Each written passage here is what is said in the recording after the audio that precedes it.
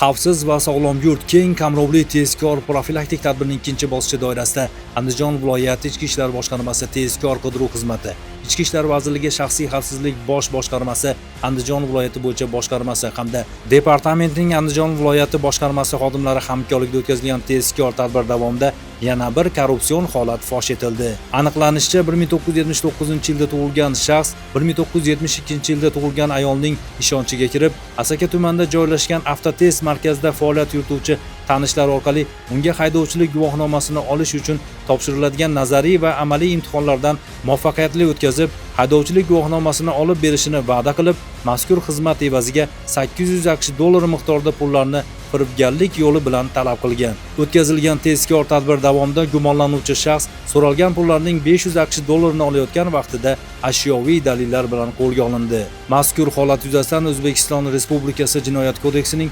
118-moddasi 1-qismi va 28 orqali 211-moddasi 1-qismi bilan jinoyat ishi qo'zg'atilib, hozirda tergov harakatlari olib borilmoqda. Andijon viloyatida xavfsiz va sog'lom yurt keng qamrovli tezkor profilaktik tadbiri doirasida fuqarolarning huquq va manfaatlarini himoya qilish, korrupsiya va firibgarlik bilan bog'liq jinoyatlarni barvaqt oldini olishga qaratilgan tezkor tadbirlar davom ettirilmoqda.